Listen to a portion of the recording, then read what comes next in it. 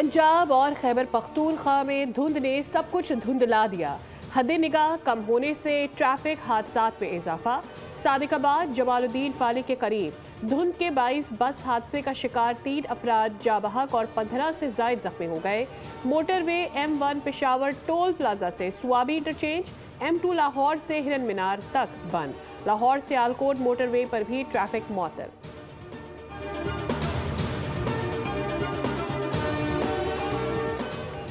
सदर मुमलिकत आसिफ अली जरदारी ने अहम कानून साजी की मंजूरी दे दी। कानून शहादत तरमीमी बिल 2025 की मंजूरी शामिल।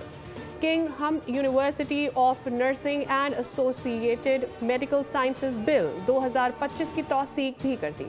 National commission for minorities rights bill की भी मंजूरी दे दी गई। सदर मुमलिकत ने दानिश स्कूल्स अथॉरिटी बिल 2025 नजर सानी के लिए वजीर आजम को वापस भिजवा दिया।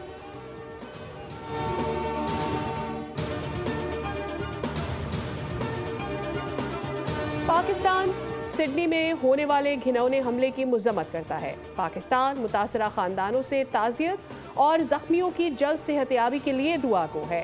अक़वाम मुत्तहिदा में पाकिस्तानी मुस्तकिल मंदूब आसिम मुनीर का सलामती काउंसिल इजलास से खिताब। उन्होंने कहा, फ़लस्तीनी दिहाइयों से गैर कानूनी कब्जे का सामना कर रहे हैं। पाकिस्तान का मौक़िफ़ है, मकबूजा फ़लस्तीनी इलाकों पर इसराइली कब्जा ख़त्म होना चाहिए। सब्सक्राइब करें और बेल दबाएं ताकि कोई खबर रह न जाए।